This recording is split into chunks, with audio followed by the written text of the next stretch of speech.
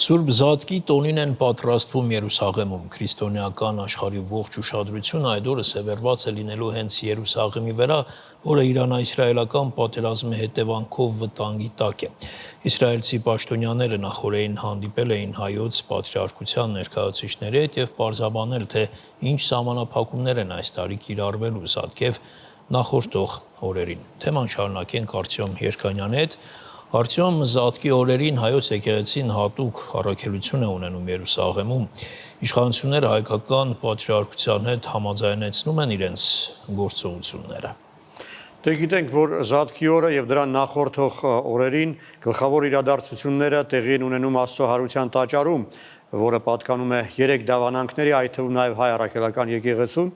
Այսինքն աշխարհում ապրող 2.5 միլիարդ քրիստոնյաների ուշադրությունը այդ օրերին սևեռված է լինելու մի արարողությանը, որի մասնակից է լինելու հայոց եկեղեցին։ Այսինքն դրա միջազգային նշանակությունը հենց սրանով է պայմանավորված լինում։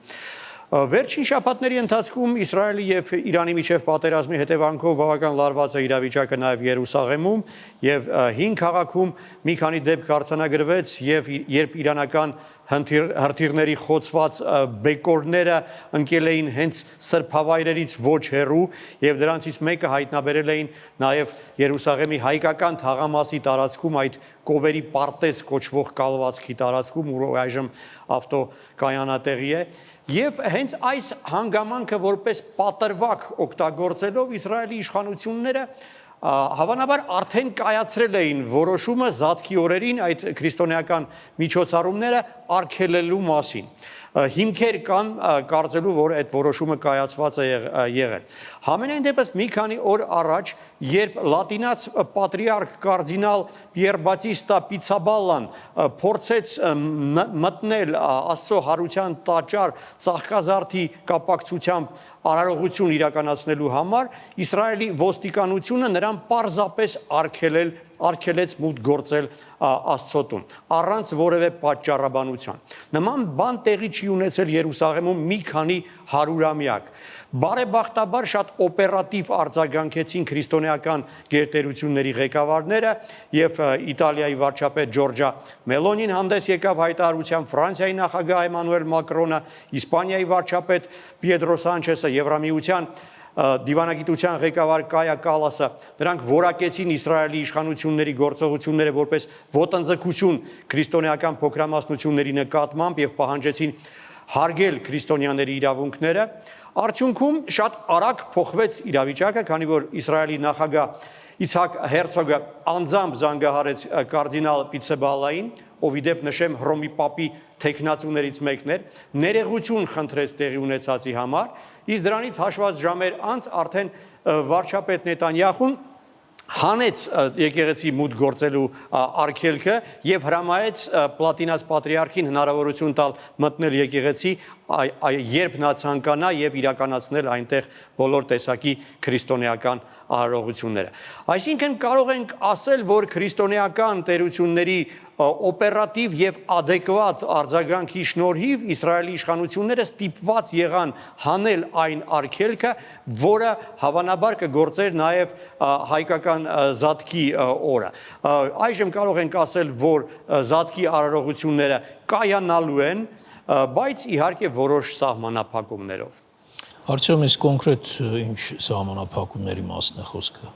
Այս տարի հայկական Զատիկը համընկել էր կաթոլիկ Զատկի հետ, բայց Երուսաղեմում, այսպես հարյուրամյա ավանդույթի համաձայն հայերը Զատիկը նշում են ուղղափառների հետ եւ այս տարի նշելու են ապրիլի 12-ին։ Դա նշանակում է, որ կարևորագույն արարողությունը, այդ Սուրբ Կրակի դուրսբերման արարողությունը տեղի կունենա նախորդող օրը, շաբաթ օրը ապրիլի 11-ին, եւ այստեղ Իսրայելի իշխանությունները որոշում են կայացրել, որ քրիստոնյա հոգևորականներից բացի այլ մարդիկ ներկա չեն լինելու, ուխտավորներ, հավատացյալներ չեն լինելու, նրանց մուտքը եկեղեցի արգելված է։ Որոշում է կայացվել, որ ընդամենը 50 հոգևորական կկարողանա ներկա լինել այդ արարողությանը։ Նման բան արդեն 20 թվականին եղել էր պանդեմիայի պատճառով, եւ ահա մի քանի օր առաջ Իսրայելի ոստիկանության Երուսաղեմի հին քաղաքի բաժանմունքի ղեկավար գնդապետ Տվիտ Տամիմը այցելել էր Երուսաղեմի հայոց պատրիարքություն, հանդիպել էր երկու հայ եպիսկոպոսների հետ եւ քննարկել էր նրանց հետ հայ հոգեվորականների մասնակցության հարցը։ Նա տեղեկացրել էր, որ հայերի համար քվոտա է նախատեսված։ Ընդամենը 10 հայ հոգեվորական կկարողանա ներկա գտնվել այդ արարողությանը եւ մասնակցել։ Եվ սա տարօրինակ է, քանի որ գիտենք, որ այդ արարողության մասնակցում են միայն երկու դավանանքների ներկայացուցիչներ, հա, հույն ուղղափառ եւ հայկական։ Եվ եթե 50 հոգեվորական պետք է մասնակցեն, տրամաբանական կլիներ, որ 25-ական երկու համայնքներից, բայց չգիտես ինչու հայերին ընդամենը 10 հոգուց բաղկացած կվոտա է հատկացվել։ Դե ինչ վերաբերվում է հենց հայկական թաղամասի տարածքում գտնվող եկեղեցուներում արարողությանը պատարագին, կարծում եմ Իսրայելի ոստիկանությունը չի փորձի այստեղ միջամտել եւ սահմանափակումներ կիրառել, համայնքը ապրում է այսպես ավտոնոմ եկեղեցու տարածքի ներսում արարողությունները անց են կացվում առանց իշխանությունների հետ համաձայնեցնելու եւ կարծում եմ պատարագին այս անգամ եւս ոչինչ չի խանգարի։ Արդյոք իսկ սահմանափակումները միայն Աստծո հարության տաճարում են լինելու եւ միայն Զատկի օրը։ Ոչ այդ սահմանափակումները կգործեն այլ տեսքով նաև ողջ ավագ շաբաթվա ընթացքում եւ ոչ միայն Աստծո հարության տաճարում, այլ նաև ողջ Երուսաղեմի հին քաղաքում։ Այսինքն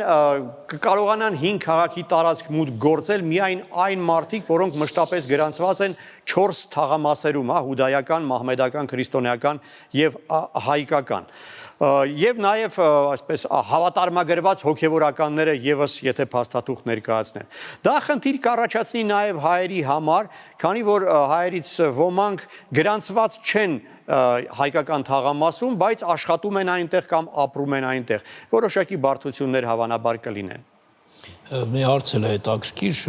սահմանափակումները միայն քրիստոնյաների հանդեպ են, թե հուդայական համայնքի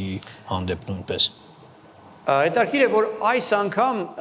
հուդայական զատիկը, Պեսոխ տոնը համընկել է կաթոլիկ զատկի հետ եւ դա հավելյալ բարդություններ է առաջացնում, հավելյալ խնդիրներ անվտանգության հետ կապված, բայց պետք է նշեմ, որ հուդայական համայնքի համար նախատեսված են նույն սահմանափակումները, որոնք գործելու են քրիստոնեական համայնքների համար։ Սովորաբար Պեսոխի օրը լացի պատի մոտ տասնյակ հազարավոր ուխտավորներ են հավաքված լինում, այս անգամ ընդամենը 50 հոգևորական ռաբի, այսինքն ներկա կլինի այդ արարողությանը։ Այդ իմաստով խտրական վերաբերմունք չկա, ինչպես հուդայականների, այդպես էլ քրիստոնյաների մոտ 50-ական հոգևորական կմասնակցի միայն Զատկի արարողությանը։ Դե կարող ենք ձեռք բերում համարել այն, որ եվրոպական քրիստոնեական տերությունների ղեկավարների ջանքերի արդյունքում քրիստոնյաների ու հուդայականների իրավունքները Երուսաղեմում Զատկի օրերին հավասարվեցին։